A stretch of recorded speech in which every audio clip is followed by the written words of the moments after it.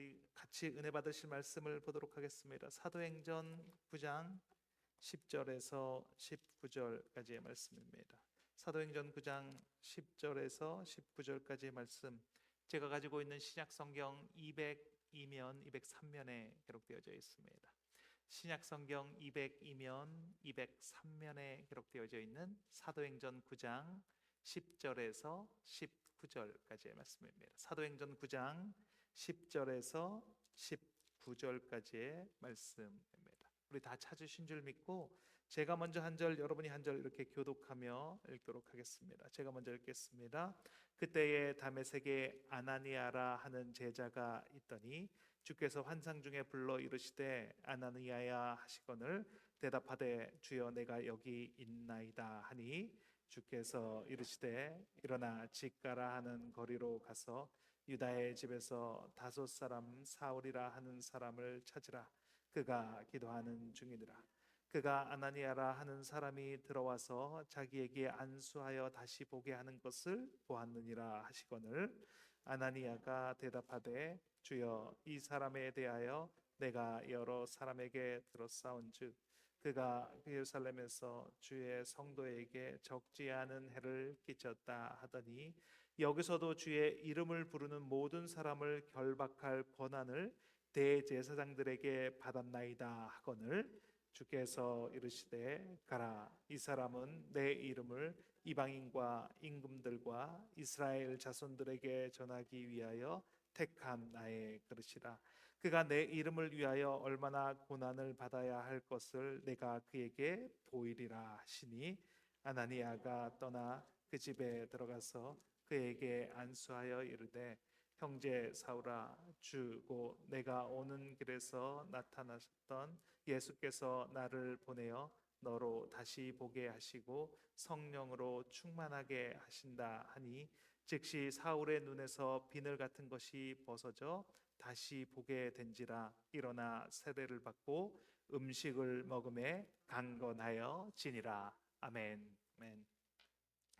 오늘의 말씀의 제목은 신실하신 하나님이라는 제목으로 말씀의 은혜를 같이 나누도록 하겠습니다. 예배를 시작하면서 제가 질문 하나 하겠습니다. 하나님은 공평하십니까? 아니면 공평하시지 않으십니까? 이런 질문을 받으시면 내면에서 충돌이 생기지 않습니까? 분명히 공평하신 분으로 들었습니다. 말씀도 공평하시다라고 많은 말씀을 들었습니다. 그리고 찬송 가사에, 찬양 가사에도 공평하신 하나님이시다라는 그런 가사가 분명히 있습니다. 그런데 막상 공평하시다라고 대답을 하려고 하니까 내 마음속에서 좀 불공평한 것들이 생각나지 않으십니까? 나만 잘 안 되고 나만 힘들고 나만 어렵게 하신 일들이 생각나지 않으십니까? 그럼 질문을 이렇게 바꿔보겠습니다. 하나님은 다 똑같이 한 사람 한 사람을 대해 주십니까? 아니면 한 사람 한 사람 다 똑같이 대해 주시지는 않으십니까? 똑같이 대해 주십니까? 그러면 좀 더 명확해지지 않습니까? 하나님은 공평하신데, 하나님 분명히 공평하신 분이신데 한 사람 한 사람을 다 똑같이 대해 주시지는 않는 것 같다라는 것이 일반적인 대답이 아니겠습니까? 탕자의 비유가 나오는 누가복음 15장에 보면 이런 비유가 나옵니다.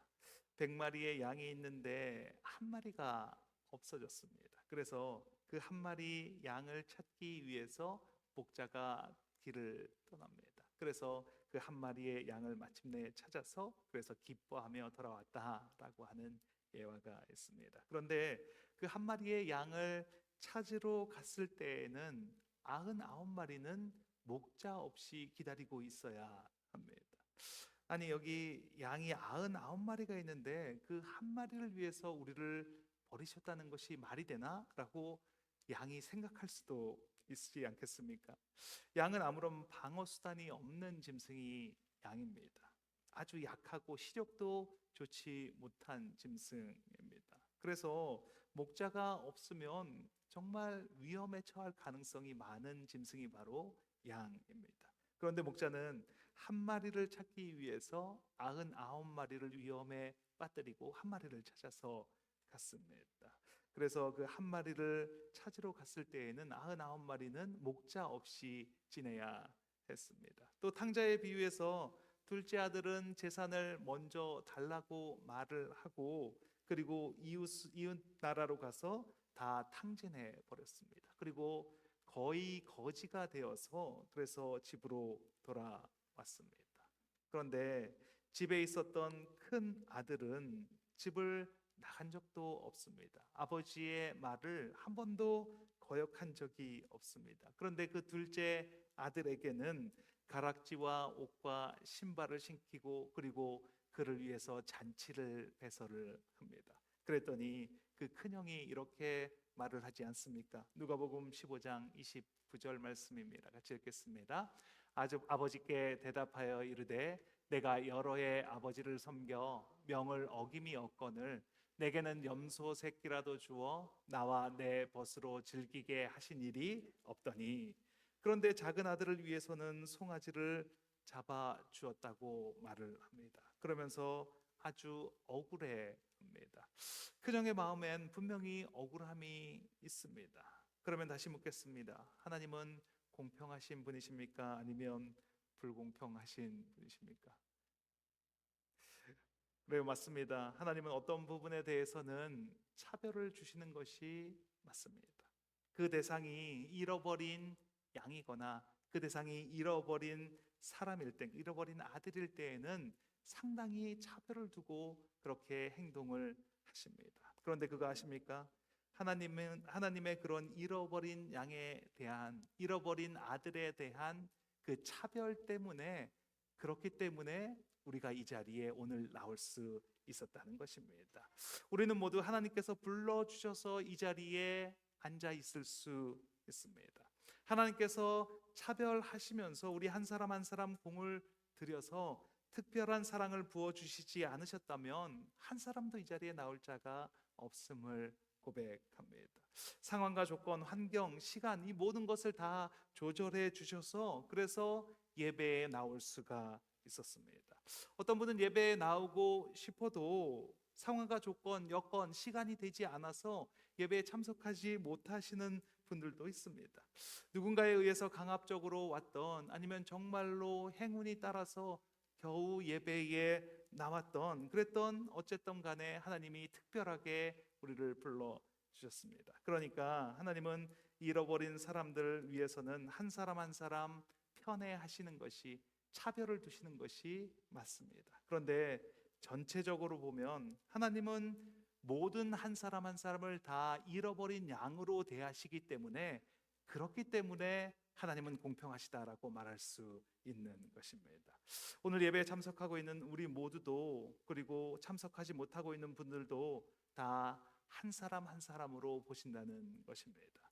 하나님은 우리 모두 한 사람 한 사람 모두 예외 없이 차별하시기 때문에 우리는 공평하게 대우를 받고 있는 것입니다. 오늘 본문의 주인공은 상당히 차별을 많이 받은 사람입니다. 오늘 본문의 주인공은 사도 바울입니다.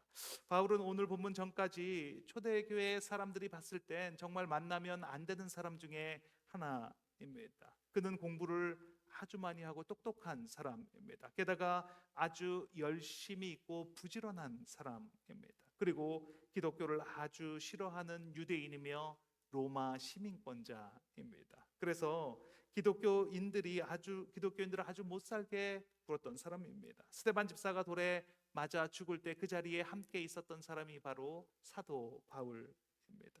그리고 오늘 본문에서도 예루살렘에서 다메섹으로 가는 도중이었습니다. 그 이유가 예수 믿는 사람들을 잡아서, 그래서 결국은 죽이기 위해서 가는 중이었습니다. 이날도 바울은 늘 하던 대로 열심을 내어서 사람들을 잡으러 갑니다.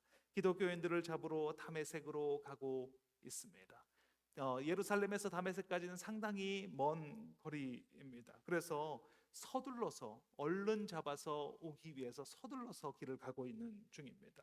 그런데 순간 하늘에서 빛보다 더 밝은 빛을 보게 되었습니다. 그 순간 땅에 엎드려졌는데 소리가 들려옵니다. 사도행전 9장 4절 말씀입니다. 같이 읽겠습니다.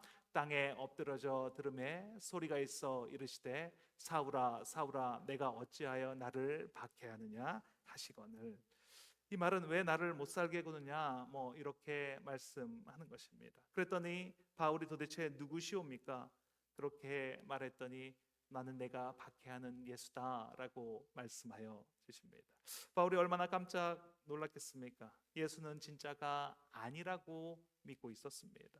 예수를 믿는 자들은 하나님을 모욕하는 자들이다라고 생각을 했습니다. 그래서 그들을 다 죽이겠다고 결심하고 살아가는 바울에게 예수님께서 나타나셨습니다. 얼마나 놀랐겠습니까? 더군다나 예수님을 만나고 앞이 보이지가 않습니다. 3일 동안 보지 못하고 먹지도 마시지도 못했다라고 성경은 말합니다. 그런데 하나님께서 아나니아라 하는 사람을 예비하셔서 바울에게 안수하게 하셨더니 그의 눈이 보이게 됩니다. 그때 아나니아가 말합니다.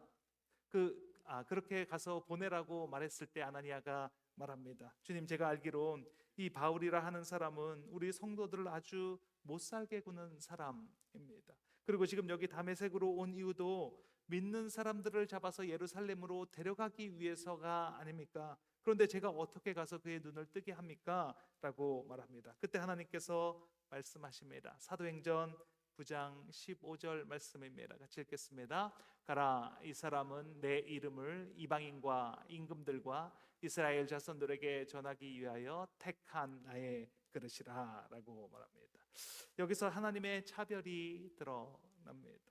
많고 많은 사람 중에 왜 하필 사도 바울을 택하셨는지, 믿는 사람들을 박해하는 사람, 그것이 당연하다고 생각하면서 열심을 내는 사람, 그 사람을 하나님이 택한 그릇이다 라고 그렇게 말씀하고 있습니다. 저는 오늘 본문을 살펴보면서 하나님이 정말 공평하신 분인지, 왜 하나님이 공평하신 분인지를 살펴보기를 원합니다. 그 공평하신 하나님은 이꼴 신실하신 하나님이십니다. 그 하나님이 어떻게 신실하심을 드러내는지도 같이 한번 살펴보겠습니다. 말씀을 통해서 신실하신 하나님을 만나시는 저와 여러분이 되시길 예수님의 이름으로 축원드립니다. 첫째, 하나님은 신실하십니다. 같이 한번 읽겠습니다. 하나님은 신실하십니다. 신실하다는 말은 믿을 수가 있다라는 그런 말입니다. 누군가가 신실한 사람이다라는 말은 그 사람은 믿을 만한 사람이다라고 말할 수 있습니다. 그 이유는 진실하고 변함이 없기 때문입니다. 민수기서 23장 19절 말씀입니다. 같이 읽겠습니다. 하나님은 사람이 아니시니 거짓말을 하지 않으시고 인생이 아니시니 후회가 없으시도다. 어찌 그 말씀하신 바를 행하지 아니시며 하신 말씀을 실행하지 않으시랴. 하나님께서 신실하신 이유는 정하시고 말씀하신 것은 어떠한 일이 있더라도 반드시 이루시는 분이시기 때문에 그렇습니다. 사도 바울을 하나님께서 택하시기로 이미 정하셨습니다. 하나님께서는 사도 바울을 이미 택정하셨습니다. 그러니까 바울이 어떤 일을 해도, 심지어 하나님을 믿는 자들을 잡아서 죽이고 박해를 해도, 그래도 사도 바울을 사용하신다는 것입니다. 그를 향해서 사용하실 그릇이다라고 말씀을 하십니다. 바울이 어떤 삶을 살아도 하나님께서는 그 마음을 바꾸시지 않습니다. 바꾸실 생각이 없습니다. 하나님은 바울을 들어서 사용하실 것입니다. 그 하나님의 신실하심을 나에게 적용해 보겠습니다. 하나님은 나의 어떠한 모습 때문에 나를 이 자리에 불러주셨습니까? 내가 얼굴이 잘생겨서? 내가 집에 돈이 많아서? 내가 착한 일을 좀 많이 한 사람이라서 우리를 불러주셨습니까? 그것과는 상관이 없습니다. 하나님이 보시기엔 그 어떤 것도 이유가 되지 않습니다. 하나님이 우리를 택하신 이유는 하나님께서 신실하시기 때문입니다. 우리를 택하시길 원하셨고 그렇게 결정하셨기에 우리를 선택해 주셨습니다. 우리가 태어나기 전에 우리를 선택하셨습니다. 그리고 사용받는 그릇으로 지금 우리를 빚어가고 계시는 중이십니다. 우리 각자에게 하나님은 똑같이 대해 주시고 계시기 때문에, 그렇기 때문에 공평하다라고 말할 수 있습니다. 우리 한 사람 한 사람을 다 사용받는 그릇으로 빚어가고 있는 중입니다. 그런데 그 과정 중에서는 불공평함이 생길 수가 있습니다. 어떤 사람은 벌써 완성되어져 가는 사람이 있을 수 있습니다. 어떤 사람은 이제 막 빚기 시작하는 사람이 있기 때문입니다. 그래서 어떤 사람은 이렇게 생각할 수 있습니다. 하나님이 정말 나를 불러주셨다면, 그렇다면 왜 나는 다른 사람들처럼 하나님이 믿어지지 않는 것일까? 하나님이 정말 나를 불러주셨다면, 그렇다면 왜 나는 하나님의 음성을 듣지 못하는 것일까? 그렇게 의문이 들 수 있습니다. 그것이 당연한 의문일 수 있습니다. 그런데 그 이유는 아직 때가 오지 않았기 때문입니다. 2월에 피는 꽃은 개나리입니다. 3월에는 진달래, 4월에는 벚꽃, 5월에는 장미, 6월에는 아카시아가 핍니다. 그런데 3월인데 장미가 왜 나는 꼭 5월에 피어야 돼 하고 생각을 하고 3월인데 피려고 몽우리를 막 터뜨리려고 하면 어떻게 되겠습니까? 터뜨리려고 힘을 준다고 그게 피어지겠습니까? 하나님께서 불러주신 우리들은 다 피어나는 때가 있습니다. 그리고 그 때가 다르다고 해서 하나님께서 차별하신다라고 말할 수가 없습니다. 마태복음 20장에 보면 예수님께서 포도원의 품꾼들을 비유로 들고 있습니다. 포도원 주인이 일꾼을 데려다 놓고 이 일꾼을 데리러 아침 9시에, 12시에, 그리고 3시에, 5시에 각각 길거리로 나갔습니다. 그때마다 품꾼을 데리고 집으로 데리고 왔습니다. 그리고 9시에서 와서 일한 사람이나 오후 5시에 와서 일한 사람이나 똑같이 그 품삯을 나누어 줍니다. 사람들이 불만을 이야기합니다. 마태복음 20장 12절 말씀입니다. 같이 읽겠습니다. 나중 온 이 사람들은 1시간밖에 일하지 아니하였거늘 그들을 종일 수고하며 더위를 견딘 우리와 같게 하였나이다. 그랬더니 집주인이 이렇게 말합니다. 마태복음 10장 13절 14절입니다. 같이 읽겠습니다. 친구여, 내가 내게 잘못한 것이 없노라. 내가 나와 한 데나리온을 약속하지 아니하였느냐? 내 것이나 가지고 가라. 나중에 온 이 사람에게 너와 같이 주는 것이 내 뜻이니라. 하나님께서는 일찍 왔다고 더 많이 주시고 좀 늦게 왔다고 덜 주시는 분이 아니십니다. 똑같이 한 데나리온씩을 주시는 분이십니다. 좀 늦게 부름을 받았다고, 좀 늦게 예수님을 만났다고, 좀 늦게 헌신했다고, 좀 늦게 성령 세례를 받았다고 불공평한 것이 아닙니다.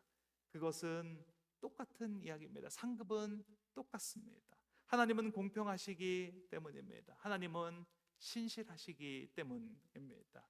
오늘 본문에서도 사도 바울을 불러주신 예수님께서 왜 이 시점에 사도 바울을 불렀냐라고 질문할 수 있습니다. 스데반 집사가 죽기 전에 불러주셨으면 스데반 집사가 더 많은 일을 할 수 있었지 않습니까? 라고 말할 수 있습니다. 또 기독교인을 박해하기 전에 불러주셨으면, 그렇다면 더 많은 기독교인들이 번성하고 더 번져나갔을 것 아닙니까? 라고 말할 수 있습니다. 그런데 중요한 것은 그 시기가 되었기 때문에 하나님께서 불러주셨다는 것입니다. 하나님이 보시기에 사도 바울을 부를 시기가 이때라는 것입니다. 이제는 사도 바울이 이방인에게 복음을 전하기 위해서 쓰임받을 준비가 되었다라고 하나님께서 그렇게 정하셨다라는 것입니다. 그래서 불러주셨습니다. 이것이 바로 하나님의 신실하심입니다.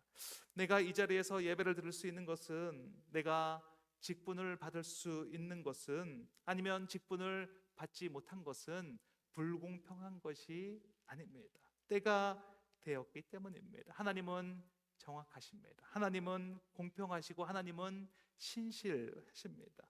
집사가 된 것은, 권사가 장로가 된 것은 때가 되었기 때문입니다. 하나님께서 그렇게 불러주셨기 때문입니다. 그때가 된 것을 말하고 있는 것입니다. 하나님은 신실하시기 때문입니다.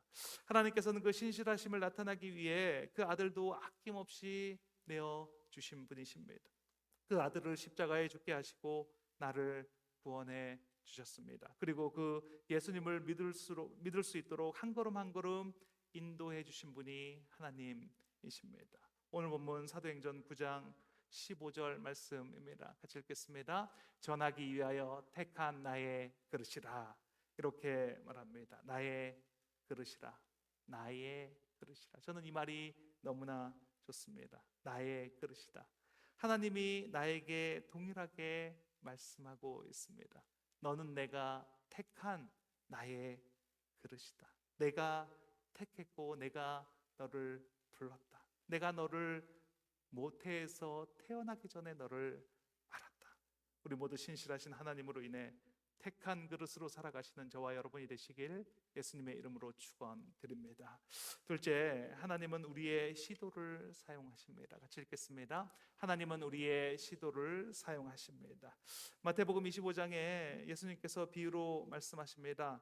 한 주인이 하인들에게 5달란트, 2달란트, 1달란트를 주고 그리고 다른 먼 나라로 갔다가 돌아옵니다.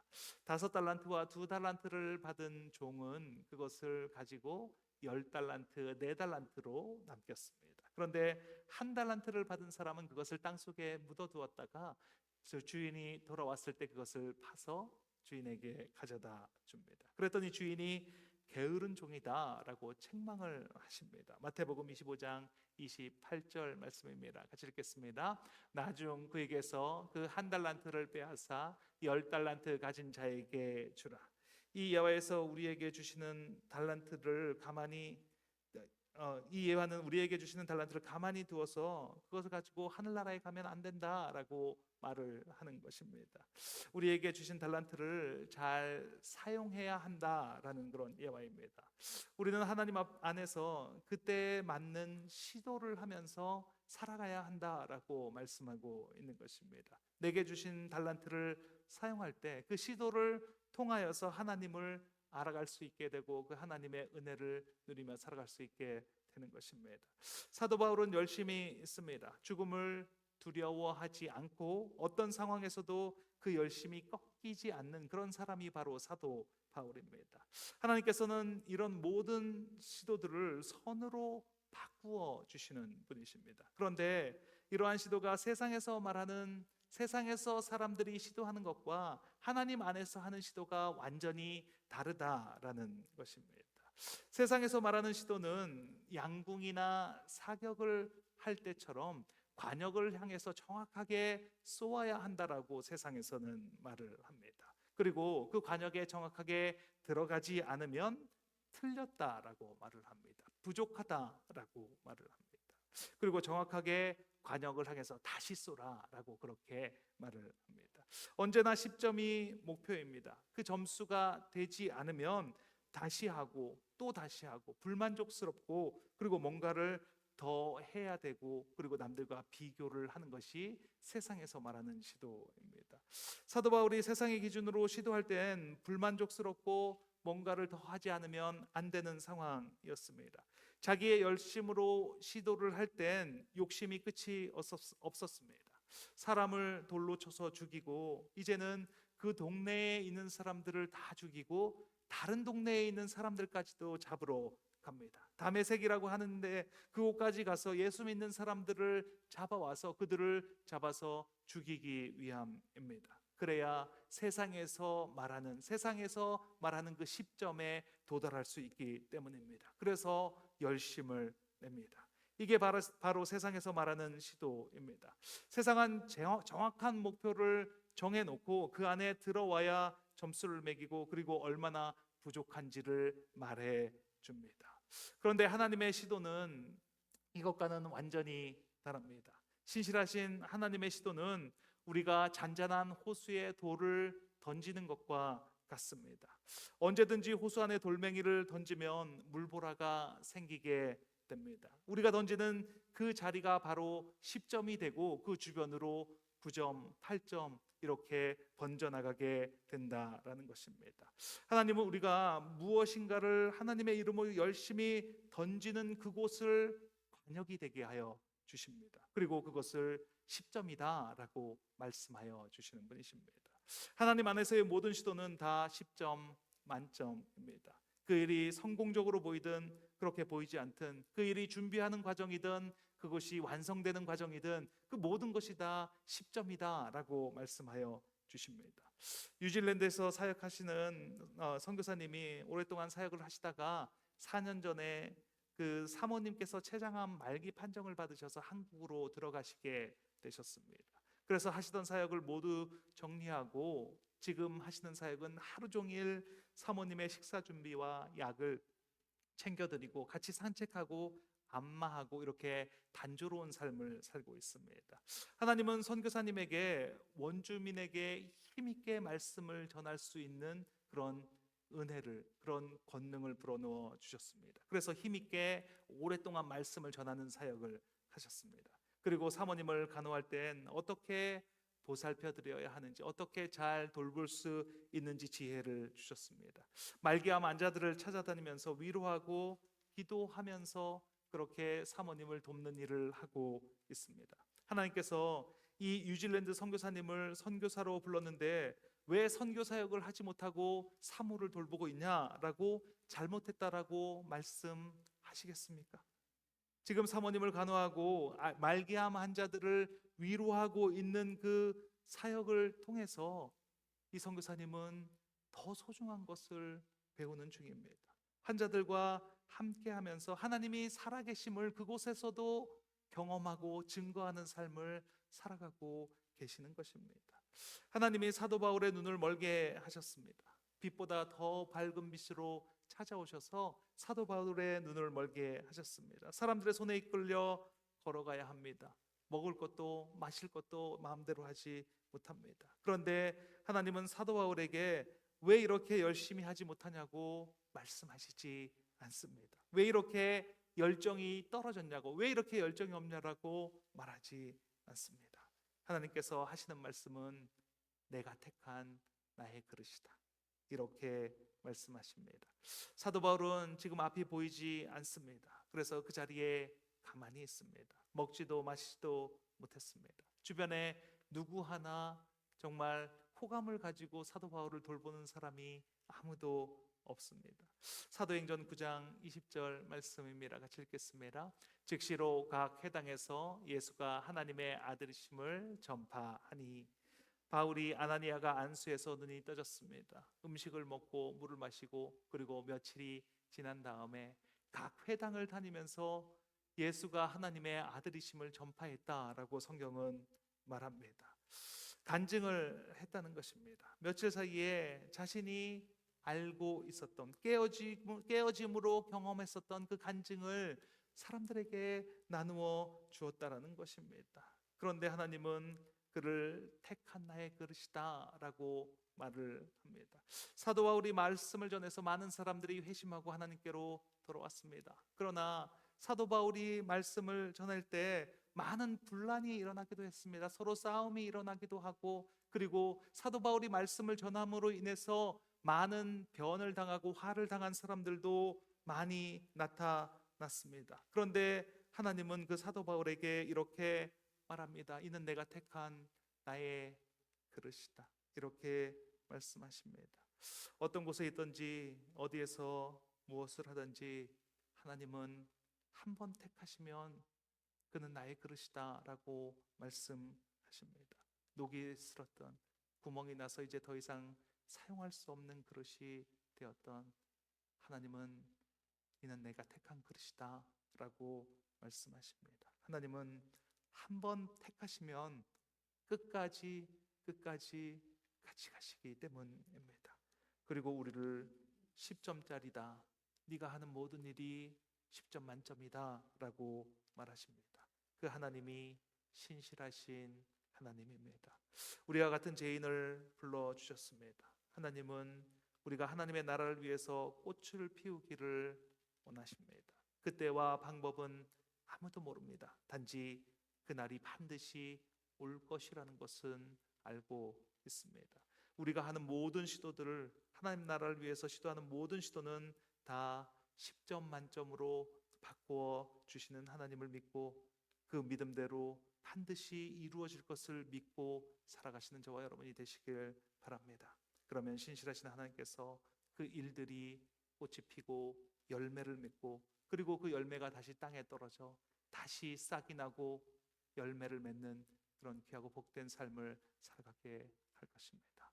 우리 모두 그 신실하신 하나님을 믿고 하나님과 동행하는 귀하고 복된 삶을 살아가시는 저와 여러분이 되시기를 예수님의 이름으로 축원드립니다. 같이 기도하는 시간을 갖도록 하겠습니다. 나를 불러주시고 나에게 약속해 주시고 그 약속을 이루어 가시는 분, 그분이 바로 하나님입니다. 내가 비록 의미 없는 삶을 사는 것 같고, 내가 비록 세상에서 아무런 힘이 없는 삶을 사는 것 같다고 해도 하나님은 우리의 시도를 사용하셔서 하나님의 신실하심을 드러내시는 분입니다. 나의 연약함을 사용하시는 하나님, 나의 부족함을 사용하시는 하나님, 나의 어리석음까지도 사용하시는 하나님이 바로 우리의 하나님입니다. 그것을 통해서 우리는 하나님의 신실하심을 증거하는 도구가 됩니다. 오늘 이 시간 함께 기도하기를 원합니다. 하나님, 불러주시는 은혜에 감사합니다. 나의 연약함을, 나의 부족함을, 나의 어리석은 시도를 하나님께 내어드립니다. 그 하나님께서 그것을 10점 만점으로 바꿔주시는 하나님이심을 믿습니다. 저희의 시도를 할 수 있게 힘을 주시고 용기를 허락하여 주시는 그 신실하신 하나님을 찬양합니다. 기도하면 들어주신 주님께 우리 주님 한번 해주시고 통성으로 기도하시겠습니다. 주여.